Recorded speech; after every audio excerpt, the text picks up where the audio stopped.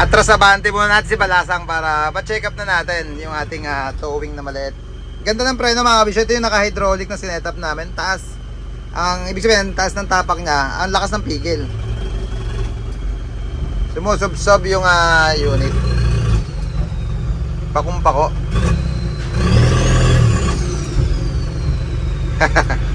Sarap tabakan pagka naka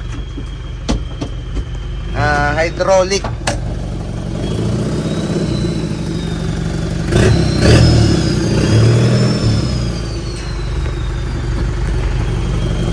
Yung sa jeep natin mga kabisyo, may binubuo akong jeep uli dyan. Hydraulic din ginamit namin preno doon. Kagaya itong setup. Pakita nga muna, yung hydraulic brake.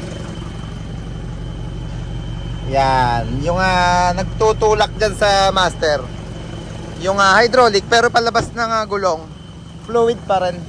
Mga ipakalsuan niya muna baka matras. Ala pang handbrake eh. Kalsuan mo nga sa likod. Ala pang handbrake baka matras. Pakita ko naman doon sa jeep natin na binubuo. Hydraulic din to kaya ganda rin magiging preno na to. Sigurado. Kaya na-testing naman natin ayun sa kay Balasang. Yan, ito yung setup or ito yung itsura ng hydraulic brake mga kabisyo. Bukod ng baso yan. Kaya yung pump na to naging dalawa. Binukod namin power steering.